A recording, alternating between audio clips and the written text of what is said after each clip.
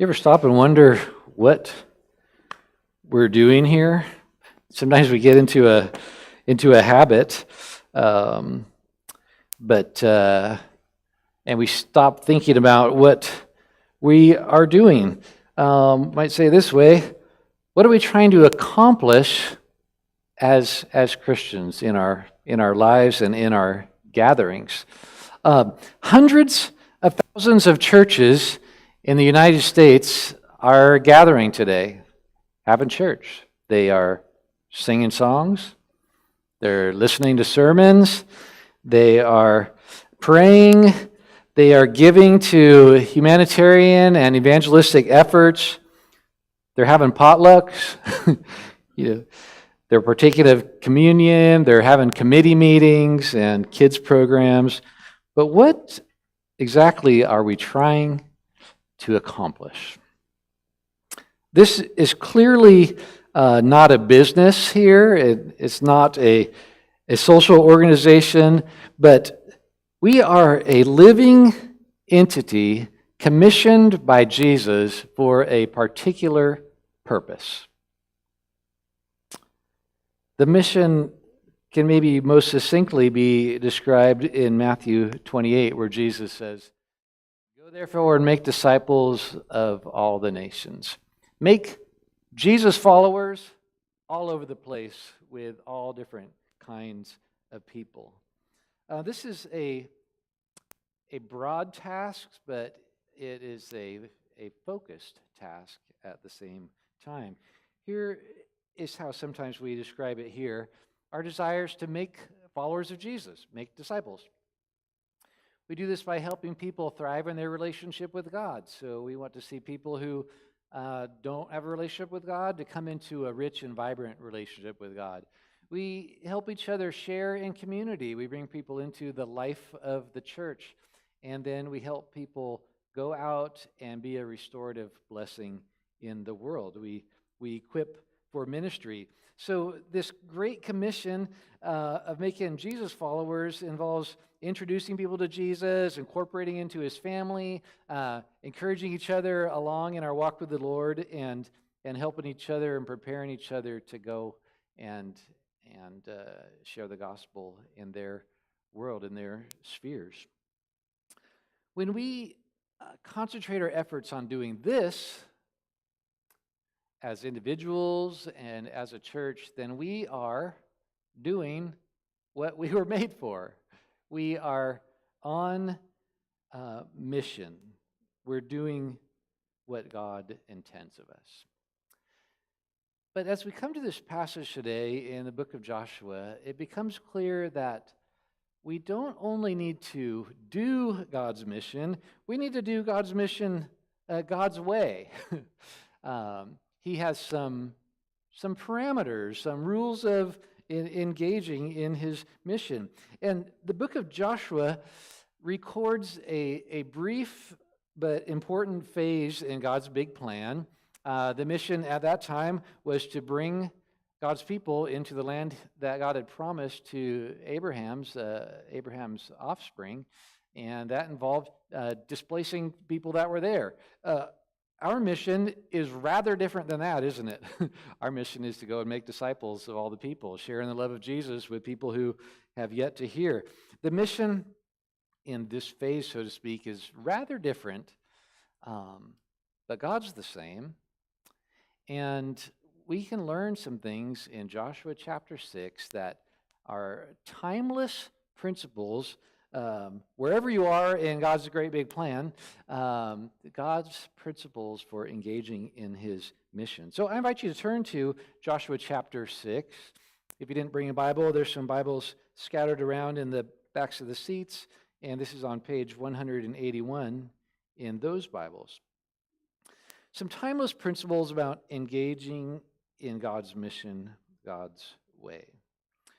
Well, Joshua 6 is probably the most famous episode in the book of Joshua, when the walls of Jericho came tumbling down. So most people are familiar with this miraculous story.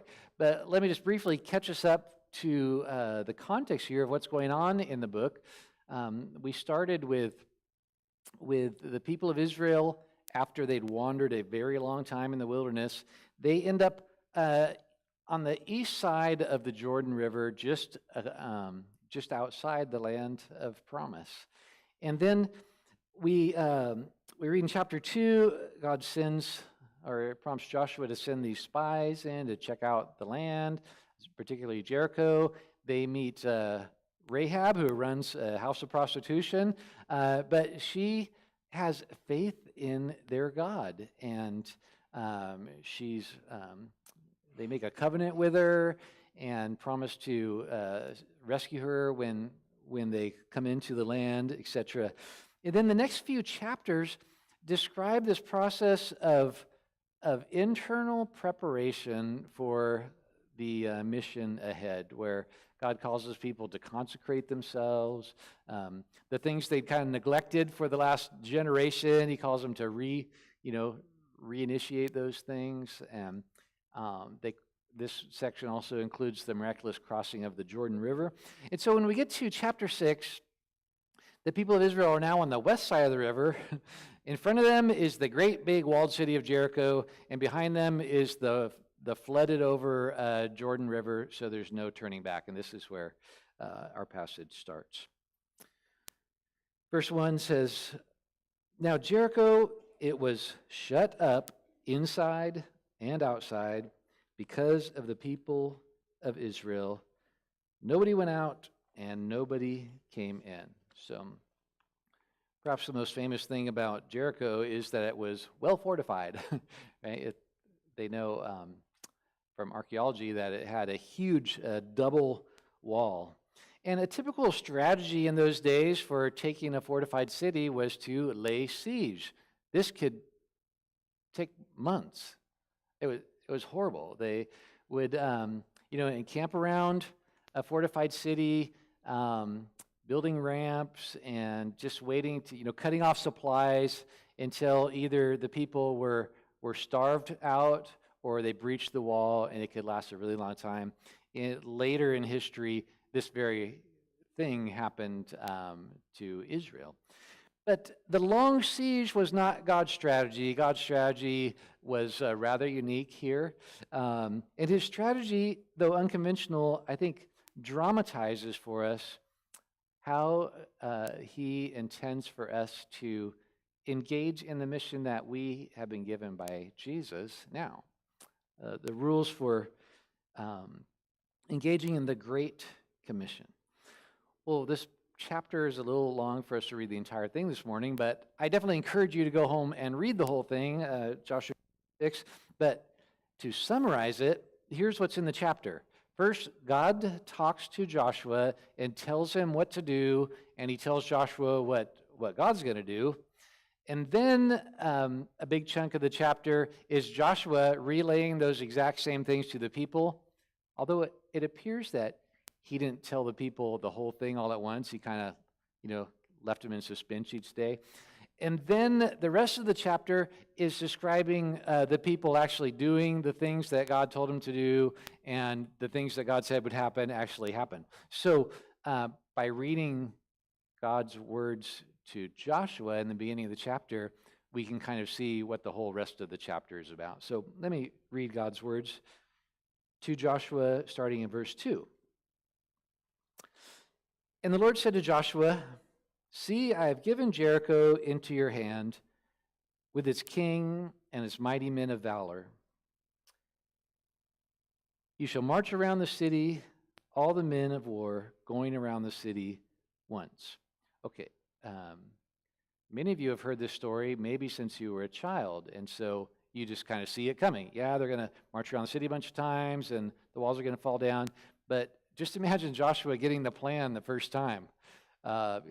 You've got to be kidding me. This is a very, very strange tactic. So go out once, and then you shall thus do this for 6 days. 7 priests shall bear 7 trumpets of ram's horns before the ark.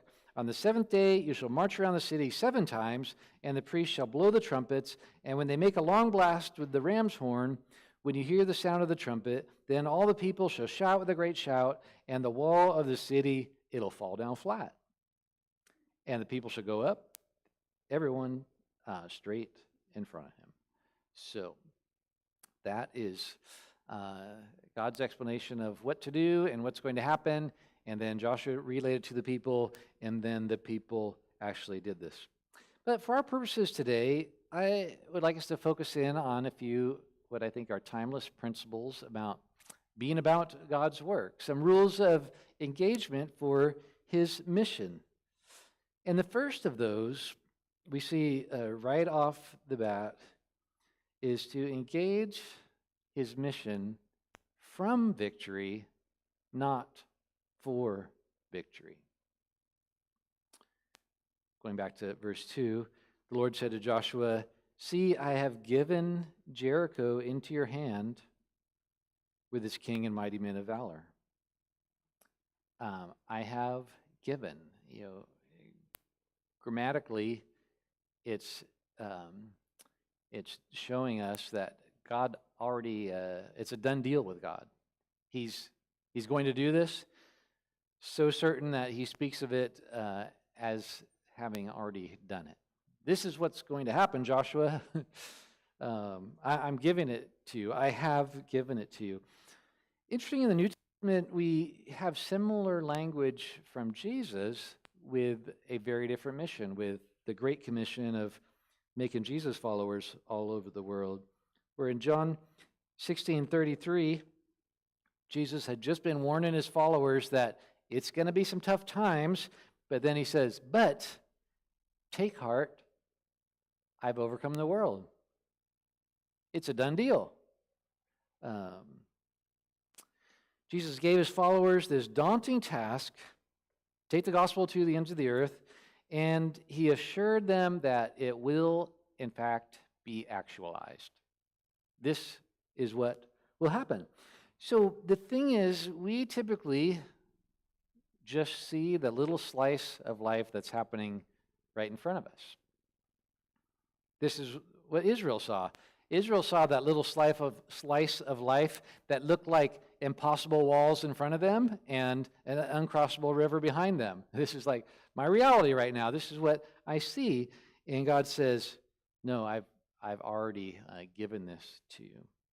We might look around and note things like, it sure looks like faith is declining in my community, in my nation, in my neighborhood. It sure seems like I just keep having dead-end conversations with loved ones about Jesus, and they're like, "Nope." And so it sure seems like nothing's going to change. That's the little slice of reality that you might be feeling right now. It could look like Jesus' great big mission is failing. It's kind of fizzled out or not moving forward. Just imagine for a moment the second generation of Jesus followers. Say it's 100 AD. They look around and think, what happened to the times like when Peter gave a message and a few thousand people just decided to follow Jesus right away? We're not seeing those right now. In fact, now they've started feeding us to the lions. Nobody's listening. We're getting fed to lions. I don't think this is working. What do we do? Do we hide? Do we give up? Do we just kind of blend in? And thankful they didn't hide or give up or blend in. How could they have known that currently, today, there are far more Jesus followers right now than there were people alive in 100 AD? Millions and millions of Jesus followers. These are numbers that they wouldn't even be able to comprehend. To them, it looked like this thing's fizzling out, we're getting eaten by lions, and we're done. But they persevered. And we can do that as well when we do the mission from a standpoint of a standpoint of what God has already accomplished, from the standpoint of from victory and not for victory. At the end of the book, we get a sneak peek of the glorious future. In Revelation 7, it says, this is the vision that John saw from Jesus. It says, after I looked, and behold, there's a great multitude, uncountable number of people, no one could number. And they were from every nation, from all the tribes and peoples and languages, and they were standing before the throne and before the Lamb. Jesus said, go make Jesus followers of all kinds of people all over the world. And that task has often seemed impossible. And then we get a little sneak peek of the end when it has fully actualized. So with faith in the end of the story, we just keep engaging the mission. And we do it from a place of, okay, God said he's done it. And so we just keep marching forward. We keep making disciples. We keep sharing our faith. We keep investing in the spiritual growth for ourselves and for others. We keep investing our lives doing stuff that matters for eternity because we believe by faith that it will actually come to pass. So all of this requires a life of faith. Believing what God has said because we've seen what God is like and what he's done. We trust him. And this is our second enormous principle or rule of engagement, is to engage his mission with faith in his power, not in yours. In this first battle of the promised land, first battle once they crossed the Jordan, God taught them some big lessons right off the bat, and he showed them that all of this rests on what God can do. Nothing about this battle made sense strategically from a human point of view. Nothing about this battle was lining up two parties and seeing which one is more likely and more powerful and is more well-equipped or anything like that. It just had nothing to do with any of that. It had everything to do with what God can do. Imagine the faith required to just silently walk around that city every day for a week. Besides looking really foolish, they'd be just super vulnerable, get picked off from the wall or whatever. It was senseless from a human standpoint, but it's what God asked them to do. And so thinking about this in our context, how do I go about God's mission with faith in his power and not just relying on my own strength, my own cleverness or strategies or resources, abilities? And there are probably a lot of ways that my life can be more shaped around faith, but I think the greatest one of all, the single factor that is an indicator of my faith, is the priority of prayer.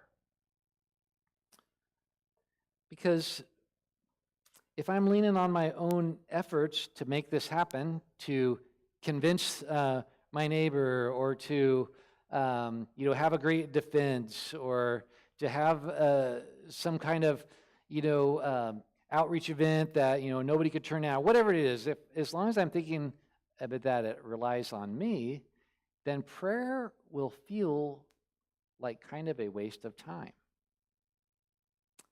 I might just beg God to bless my plans and efforts, but I will not spend prolonged time just talking to God about these things if I really think that I'm the one who has to make it happen, right? But if I'm fully convinced that it's God who's going to make anything eternal happen, then I'll prioritize prayer. I'll just naturally go with him and talk to him about the things that are on his heart. Somebody, I wish I knew who, but this is just rattling around in my head. Somebody described our basic task as talking to Jesus about our neighbors and then talking to your neighbors about Jesus. So, and kind of in this order. So we pray, then we talk. We don't have to have some, strategic, clever thing, etc. It's not about a rehearsed spiel or coercion or scare tactics or any of these things. It's prayer tactics. It's just talking to God about His work. God is really able to transform lives and to engage in His mission His way. We need to remember that He does the real work. Well, Joshua 6 is a classic and very dramatic account of walking by faith and then watching God display His power. That's why this is such a well-known story, even from kids' books and whatever. The walls come crumbling down. God makes it all happen. It's a powerful statement of the fact that this all really rests on God. But Joshua 6 is also a difficult chapter, honestly, and it brings up, for the first time in this book, this difficult concept. It's hard to translate this word. The Hebrew word is something like cherem, and we see it in verse 17. It says, "And the city and all that is within it shall be devoted to the Lord for destruction." So that whole phrase, devoted to the Lord for destruction, is a way of trying to translate one Hebrew word. That's the ESV. The Amplified Version says, the things that were under the ban. Or the CSV says, things that were set apart to the Lord for destruction. So we're introduced to this idea of things designated holy to God, and in general, those were either destroyed or devoted entirely for His work. And so it brings up a lot of difficult questions for us. In this particular case, the word, kind of in practical terms, meant a few things. One, all living things were to be destroyed in Jericho, from people to donkeys, everything. And then second, anything that was burnable got burned. And third, anything that was a precious metal was reserved entirely for the treasury. The cherem applied to everything in the city, except for Rahab and her family, who we met earlier in the book. In fact, Rahab's story, being rescued, her and her family out of the whole city, is, I think, a great picture of the bigger story. So the Bible describes, as part of this big story, that there is, well, let's say it this way, out of a rebellious world, rejecting God and headed for destruction, that's the human race, that's what we were doing. Out of that, God chose one nomad, Abraham.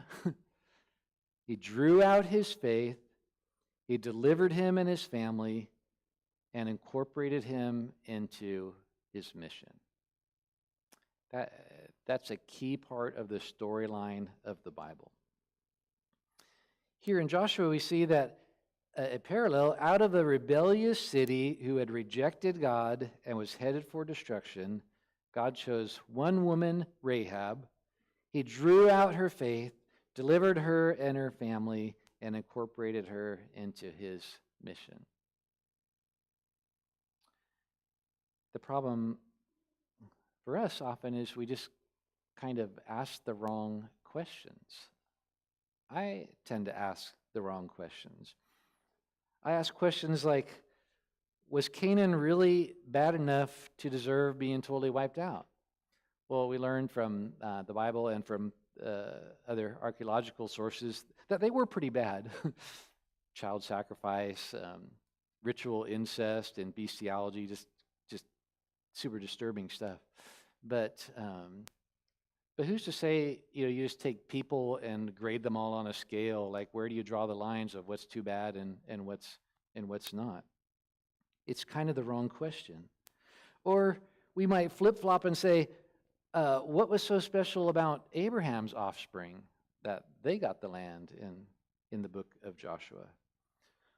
Well, God tells us in the Bible that there was nothing special about Abraham's and his family. God says, that's kind of why I picked them, because they weren't special. And yet he delivered them and made promise to them and incorporated them into his plan. You could ask the same thing of Rahab. Why was Rahab so special to be saved among any? Well, running a house of prostitution is not like a particularly noble, life path or whatever. Nothing was special about her except that she turned to faith in the one true God. I think perhaps the better question we should all be asking and pondering deeply is, why does God just keep reaching down into a world set against him, and he keeps just scooping up undeserving people, drawing out their faith, incorporating them into his family, and including them in his mission? This is the thing that should really stump us. God just keeps doing this. He did it for a bunch of us in this room. It was not because we were anything special or we were any more clever than anybody else or whatever. God reached down, scooped us up, drew out our faith, incorporated us into his family, and included us in his mission. So I felt, because it is an important theme, a theme you can't get around in the book of Joshua, that we should just take a few minutes to kind of consider what the harem means and its implications. And for our purposes today, I think that wrapped up in this is two additional sort of rules of engagement, ways that guiding principles as we carry out God's mission. And so the third one, kind of moving back to our four principles, is this: we engage his mission for his benefit, not your gain. It was standard in those days to take the spoils of war. And God said at Jericho, devote all of it, either by destruction or an irrevocable gift to him. There's no benefiting anything out of this for you. God made a point at that first encounter that this is really about everything belonging to God. So here I think is maybe a current relevance for us, is we can go about God's work with very mixed motives.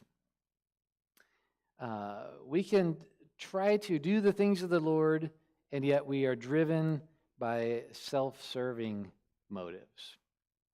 I was kind of just pondering how this actually happens with us, and we could think of all kinds of ways this might go down. We are trying to do the things that God said, carry out his mission, but it's really about us. So one way this might happen is we want somebody close to us to come to Christ because they're making life difficult for us, right? Somebody that might live in our household, if only they would come to Jesus, my life wouldn't be, so miserable, or it wouldn't be so embarrassing, or whatever it might be. We have this desire to see change here because it's going to help me out. See, that's maybe one way this could play out. Another way it plays out is we might serve in the church or in some kind of ministry role for very self-serving reasons, for accolades or affirmation. Everybody says, "Oh, great job doing the whatever it is you do for the Lord," and that just feeds our own pride. We can, as a church, do outreach efforts to grow our church, and sometimes that could be kind of tainted in a way of, we just want to get bigger. We want to have the people and resources to carry out better programs or do more things, or to seem like something's happening here. I don't want to be part of church that seems like, nothing's happening anymore or something, and it becomes an internal kind of a mixed motive. And so as I was pondering that, I thought, well, what if, after much prayer, our church put on some kind of event that was for outreach. We just, went over the top. It was a great success. A bunch of people came, and say 50 people made a profession of faith in Jesus. And we filled that tub back up there, and we baptized 50 people.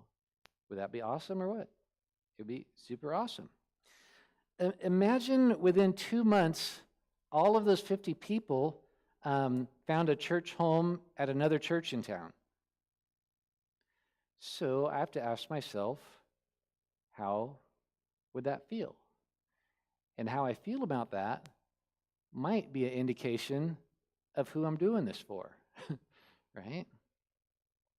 I think at this first encounter in the Promised Land, God made this huge point that it's not about us. It all belongs to Him. And so God instructs them, don't take the houses. You can't live in these houses. Don't take personal property. Don't take the silver or gold.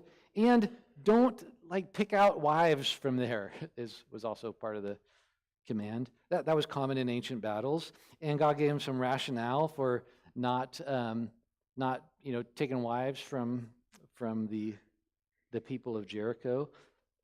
Actually, this is in Deuteronomy, the book right before this. He says, that they may not teach you to do according to all their abominable practices.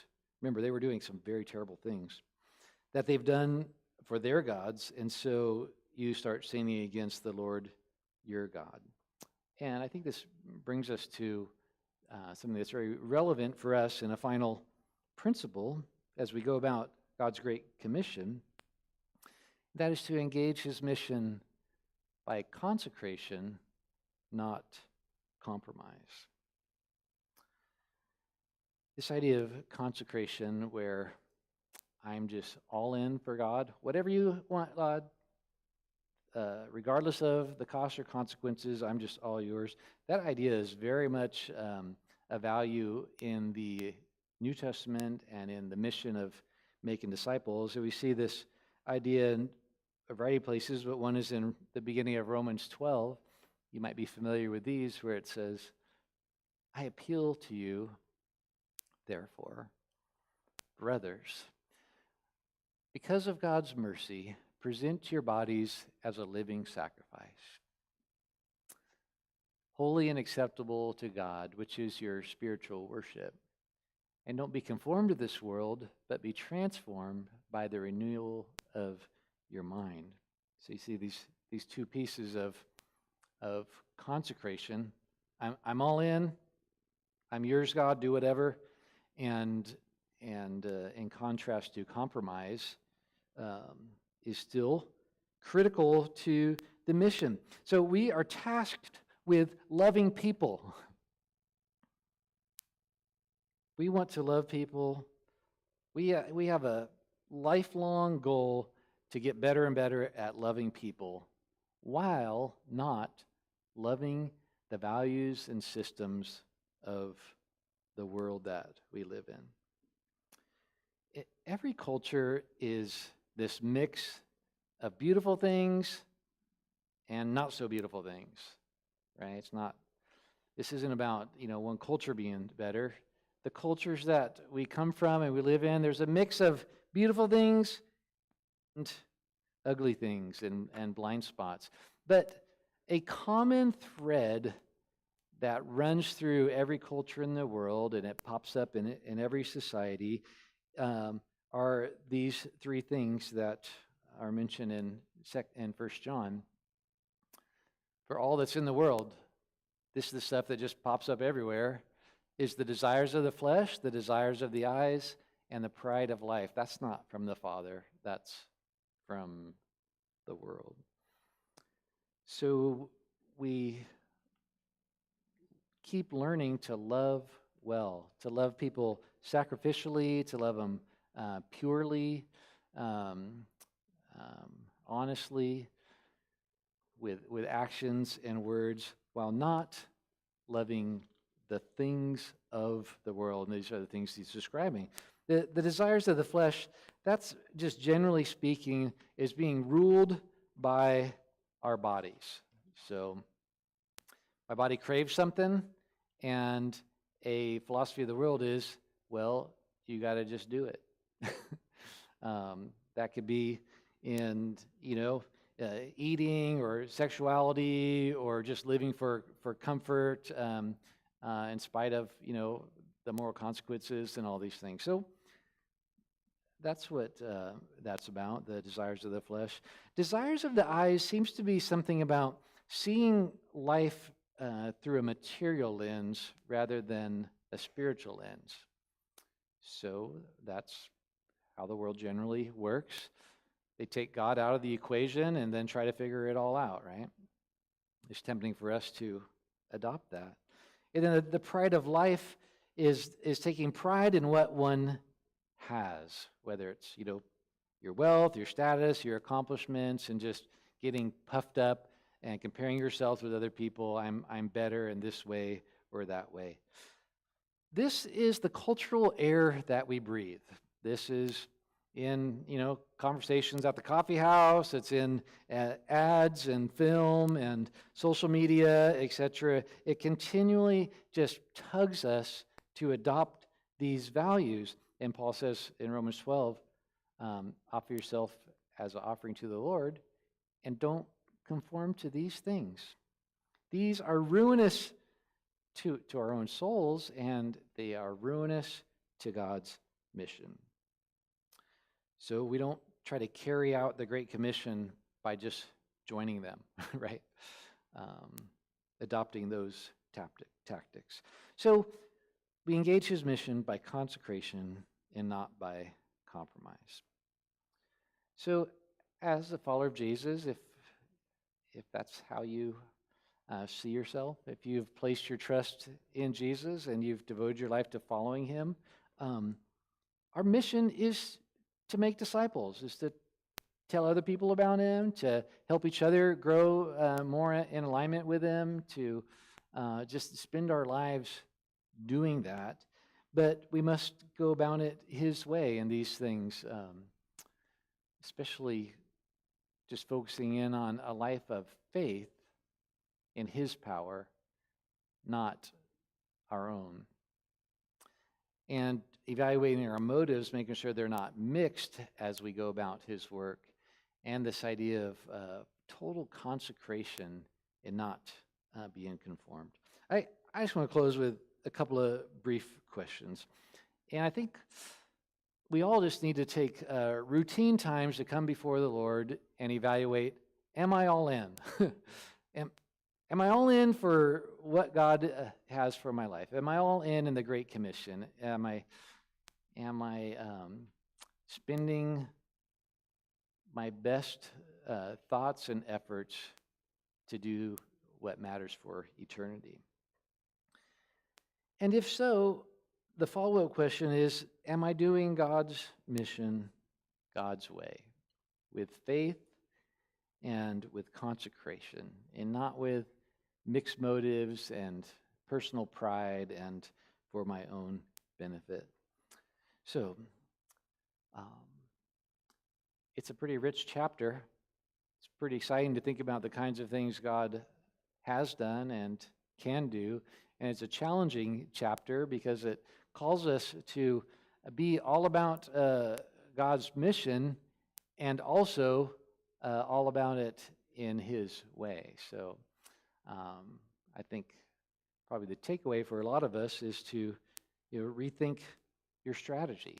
How do you go about living the Christian life? What are the important things? What are the external things? What are the internal things? rethink the strategy, and hopefully this chapter of Joshua 6 is helpful in some of those principles to get our minds around what does God really want from us? Why in the world are we here? Why did we show up?